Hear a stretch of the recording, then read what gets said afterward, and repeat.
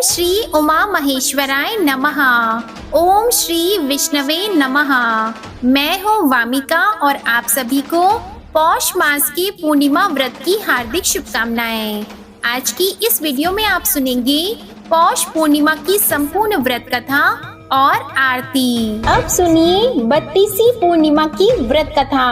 प्रेम से बोलिए भगवान श्री विष्णु जी की जय, माता लक्ष्मी जी की जय। द्वापर युग में यशोदा माँ ने श्री कृष्ण से कहा कि हे कृष्ण, तुम सारे संसार के उत्पन्न करता, पालनहारी और संहार करता हो। आज मुझे कोई ऐसा व्रत बताओ जिसको करने से मृत्यु लोक में भी स्त्रियों को विधवा होने का भय न रहे तथा यह व्रत सभी मनुष्यों की मनोकामना पूर्ण करने वाला हो। श्री कृष्ण कहने लगे, हे माता, तुमने अति सुंदर प्रश्न किया है। मैं तुम्हें ऐसे एक व्रत के बारे में विस्तार से बताता हूँ। सौभाग्य की प्राप्ति के लिए स्त्रियों को 32 पूर्णिमा व्रत करना चाहिए। इस व्रत को करने से स्त्रियों को सौभाग्य की प्राप्ति होती है। यह व्रत अत्यंत सौभाग्य देने वाला और भगवान शिव के प्रति भक्ति को बढ़ाने वाला है। यशोदा जी कहने लगी, हे कृष्ण, प्रथम इस व्रत को मृत्यु लोक में किसने किया था? इसके विषय में विस्तार से मुझे बताओ। श्री कृष्ण कहने लगे, इस भूमंडल पर अनेक प्रकार के रत्नों से परिपूर्ण कातिका नाम की एक नगरी थी। वहाँ चंद्रहास नामक राजा राज्य करता था। उसी नगर में धनेश्वर नाम का एक ब्राह्मण था और उसकी स्त्री अति सुशीला रूपवती थी। दोनों ही उस नगरी में बड़े प्रेम से रहते थे। घर में धन धान्य आदि की कोई कमी नहीं थी, परंतु उनको बहुत बड़ा दुख था कि उनकी कोई संतान नहीं है। एक समय एक बड़ा योगी उस नगरी में आया। वह योगी उस ब्राह्मण के घर को छोड़कर अन्य सभी घरों से भिक्षा लेकर भोजन किया करता था। वह रूपवती से कभी भिक्षा नहीं लेता था। एक दिन वह योगी रूपवती से भिक्षा न लेकर किसी अन्य घर से भिक्षा लेकर गंगा किनारे जाकर भीक्षण को प्रेम पूर्वक ग्रहण करने लगा कि धनेश्वर ने योगी का यह सब कार्य देख लिया। अपनी भिक्षा के अनादर से दुखी होकर धनेश्वर योगी से बोला, हे महात्मन, आप सब घरों से भिक्षा लेते हैं, परंतु आप मेरे घर की भिक्षा कभी नहीं लेते। इसका क्या कारण है? योगी ने कहा, निसंतान के घर की भीख पतितों के अन्न के तुल्य होती है और जो पतितों का अन्न खाता है वह भी पतित हो जाता है।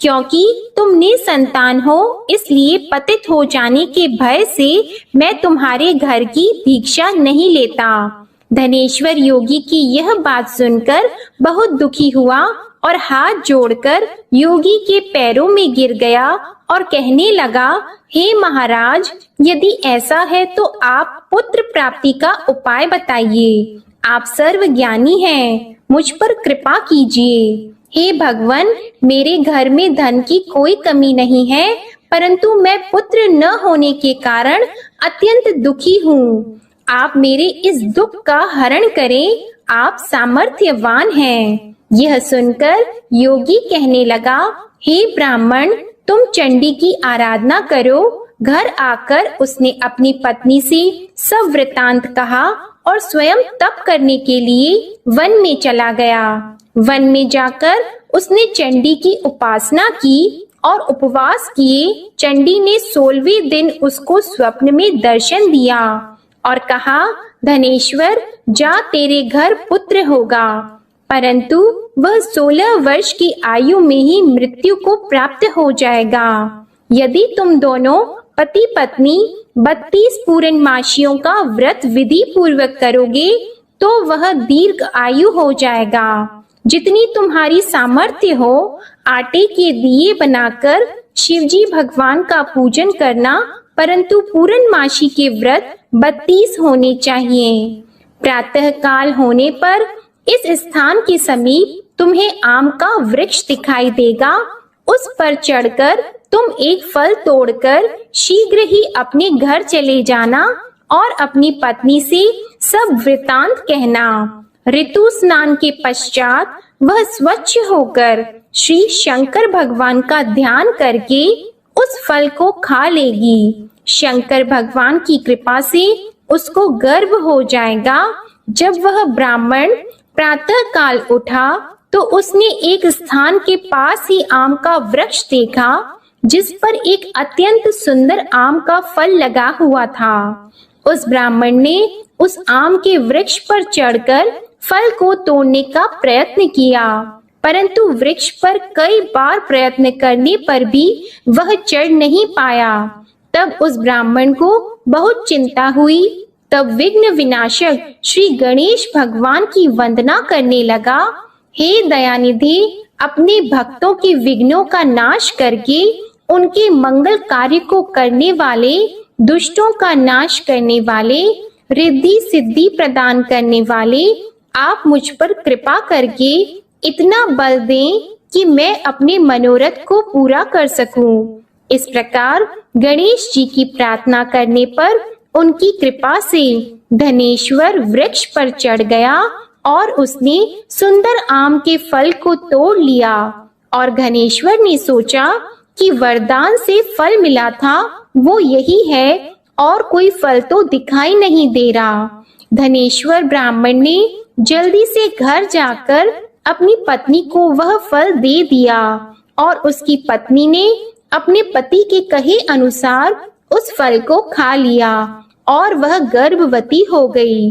देवी जी की असीम कृपा से उसे एक अत्यंत सुंदर पुत्र उत्पन्न हुआ, जिसका नाम उन्होंने देवी दास रखा। माता पिता के हर्ष और शोक के साथ वह बालक शुक्ल पक्ष के चंद्रमा के भांति अपने पिता के घर में बड़ा होने लगा। माता भवानी की कृपा से वह बालक बहुत ही सुंदर, सुशील, विद्या पढ़ने में बहुत ही निपुण हो गया। दुर्गा जी की आज्ञा अनुसार उसकी माता ने 32 पूर्णमासी का व्रत रखना आरंभ कर दिया, जिससे उसका पुत्र बड़ी आयु वाला हो जाए। 16वां वर्ष लगते ही देवीदास के माता पिता को बड़ी चिंता हो गई कि कहीं उनके पुत्र की इस वर्ष मृत्यु न हो जाए। इसलिए उन्होंने अपने मन में विचार किया कि यदि यह दुर्घटना उनके सामने हो गई तो वे कैसे सहन करेंगे। इसलिए उन्होंने देवीदास के मामा को बुलाया और कहा, हमारी एक बहुत बड़ी इच्छा है कि देवीदास 1 वर्ष तक काशी में जाकर विद्या अध्ययन करे और उसको अकेला भी नहीं छोड़ना चाहिए। इसलिए साथ में आप चले जाएं और 1 वर्ष के पश्चात इसको वापस ले आना। सब प्रबंध करके उसके माता पिता ने काशी जाने के लिए देवीदास को एक घोड़े पर बिठाकर उसके मामा के साथ भेज दिया, परंतु यह बात उसके मामा या किसी और से नहीं बताई। धनेश्वर तथा उसकी पत्नी ने अपने पुत्र की मंगल कामना तथा दीर्घ आयु के लिए भगवती दुर्गा की आराधना और पूर्णमासियों का व्रत करना आरंभ कर दिया। इस प्रकार बराबर 32 पूर्णमासी के व्रत को उन्होंने पूरा किया। कुछ समय पश्चात एक दिन वह मामा और भांजा मार्ग में रात बिताने के लिए किसी गांव में ठहरे हुए थे। उस दिन उस गांव में ब्राह्मण की अत्यंत सुंदर, सुशीला और गुणवती कन्या का विवाह हो रहा था। जिस धर्मशाला के अंदर वर और उसकी बारात ठहरी हुई थी, उसी धर्मशाला में देवीदास और उसके मामा भी ठहरे हुए थे। संयोगवश कन्या को तेल आदि चढ़ाकर मंडप आदि का कार्य किया गया तो लग्न के समय वर को धनुर्वात हो गया। इसलिए वर के पिता ने अपने कुटुंबियों से विमर्श करके निश्चय किया कि यह देवीदास मेरे पुत्र जैसा ही सुंदर है, मैं इसके साथ ही लग्न करवा दूं और बाद में विवाह के अन्य कार्य मेरे लड़के के साथ हो जाएंगे। ऐसा सोचकर देवीदास के मामा से जाकर बोला कि तुम थोड़ी देर के लिए अपना भांजा हमें दे दो, जिससे विवाह के लग्न का सब कार्य सुचारू रूप से हो सके। तब देवीदास का मामा कहने लगा, जो कुछ भी वधू पक्ष से कन्यादान के समय वर को मिले वह सब हमें दे दिया जाए, तो मेरा भांजा इस बारात का दूल्हा बन जाएगा। यह बात वर के पिता ने स्वीकार कर लेने पर उसने अपना भांजा वर बनने के लिए भेज दिया और उसके साथ सब विवाह कार्य विधि पूर्वक संपन्न हो गए।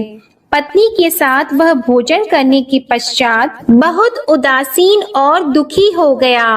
उसने सब बातें जो वर के पिता और उसके मामा में हुई थी लड़की को बता दी। तब कन्या कहने लगी कि यह ब्रह्मा विवाह के विपरीत कैसे हो सकता है। देव, ब्राह्मण और अग्नि के सामने मैंने आपको ही अपना पति माना है, इसलिए आप ही मेरे पति हैं। मैं आपकी ही पत्नी रहूंगी, अन्य किसी की नहीं। देवीदास ने कहा, ऐसा मत करिए, क्योंकि मेरी आयु बहुत कम है। मेरे पश्चात आपकी क्या गति होगी, इन बातों को अच्छी तरह विचार कर लो। परंतु वह दृढ़ विचारों वाली लड़की थी। वह बोली, जो आपकी गति होगी वही मेरी गति होगी। प्रातः काल देवीदास ने अपनी पत्नी को 3 नागों से जड़ी हुई एक अंगूठी दी, एक रुमाल दिया और बोला, हे प्रिये, इसे लो और संकेत समझकर स्थिर चित्त हो जाओ। मेरा मरण और जीवन जानने के लिए एक पुष्प वाटिका बना लो। उसमें सुगंधी वाली एक नव मल्लिका लगाओ और उसको प्रतिदिन जल से सींचा करो और आनंद के साथ खेलो कूदो और उत्सव मनाओ। जिस समय और जिस दिन मेरा प्राणात होगा यह फूल सूख जाएंगे और जब यह फिर से हरे हो जाएं, तो समझ लेना मैं जीवित हूँ। यह बात निश्चय करके समझ लेना, इसमें कोई भी संशय नहीं है। इतना कहकर देवीदास वहां से चला गया और प्रातः काल होते ही वहां पर गाजे बाजे बजने लगे और जिस समय विवाह कार्य समाप्त करने के लिए वर तथा सब बाराती मंडप में आए, तो कन्या ने वर को भली प्रकार से देखकर अपने पिता से कहा, यह मेरा पति नहीं है। मेरा पति वही है जिसके साथ रात्रि में मेरा पानी ग्रहण हुआ था। इसके साथ मेरा विवाह नहीं हुआ है। यदि यह वही पुरुष है तो बताइए कि मैंने इसको क्या दिया। वधू पक्ष और कन्या पक्ष कन्यादान के समय जो आभूषण आदि दिए गए थे वो दिखाए तथा रात में क्या गुप्त बातें मैंने इनसे कही वह सब सुनाइए। पिता ने उसके कहे अनुसार वर को बुलाया। कन्या की यह सब बातें सुनकर वह कहने लगा, मैं नहीं जानता। इसके पश्चात लज्जित होकर वह वहां से चला गया और सारी बारात भी अपमानित होकर वहां से लौट गई। भगवान श्री कृष्ण बोले, हे माता, इस प्रकार देवीदास काशी विद्या अर्जन के लिए वहां से चले गए और जब कुछ समय बीत गया तो काल से प्रेरित होकर एक सर्प रात्रि के समय उसको डसने के लिए वहां पर आया। उस विषधर के प्रभाव से उसके शयन का स्थान चारों ओर से विष की ज्वाला से विषैला हो गया, परंतु व्रत के प्रभाव से उसको काट नहीं पाया, क्योंकि पहले ही उसकी माता ने 32 पूर्णमासी का व्रत रखा था। इसके बाद मध्याह्न के समय स्वयं काल वहां आया और उसके शरीर से प्राणों को निकालने का प्रयत्न करने लगा, जिससे वह मूर्छित होकर पृथ्वी पर गिर गया।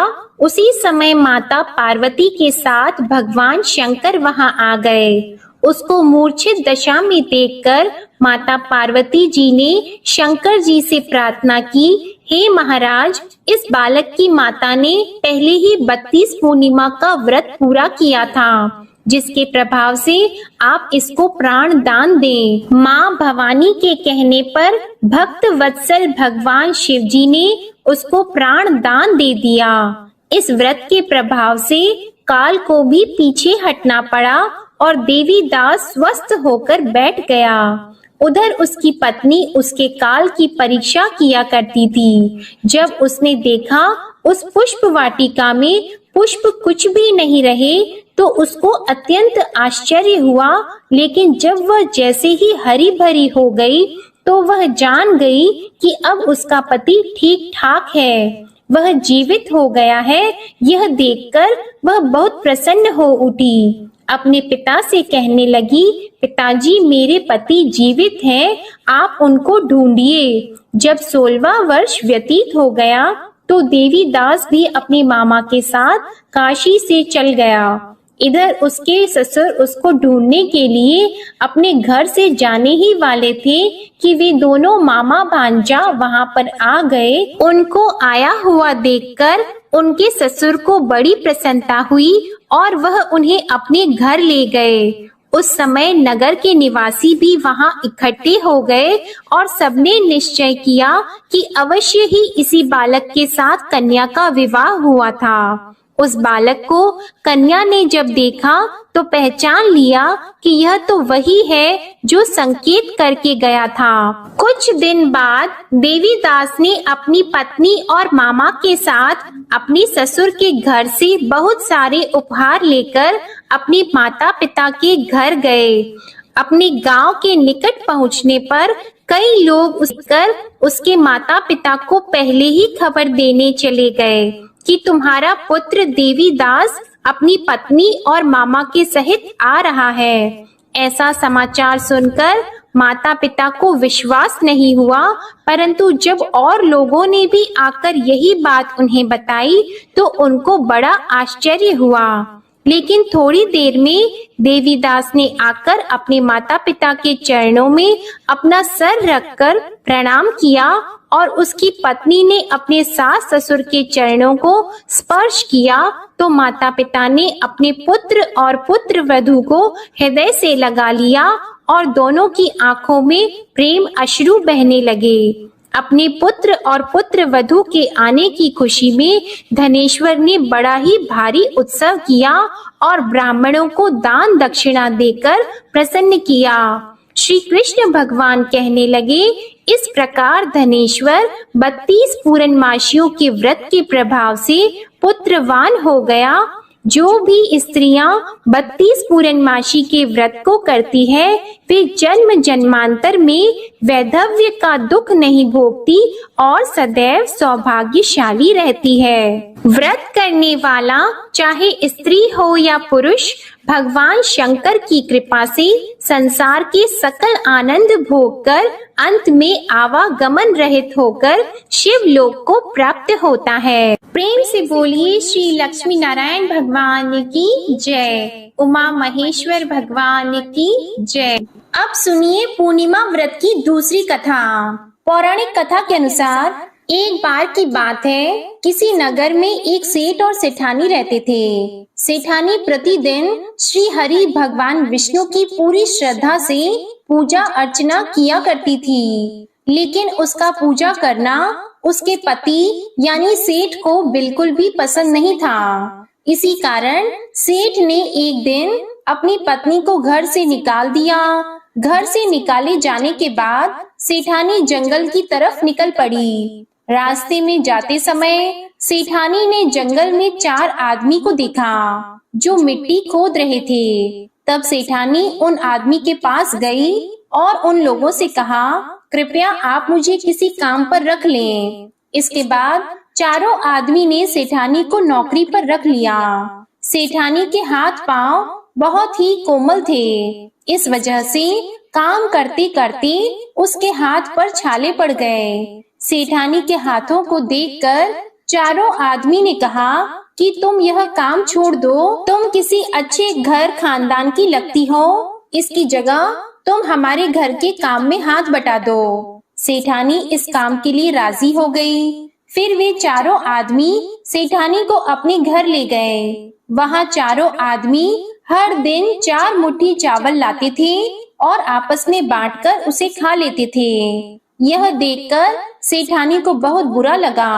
अगले दिन सेठानी ने चारों से कहा, सुनो भाई, तुम लोग कल से 4 मुट्ठी की जगह 8 मुट्ठी चावल लेकर आना।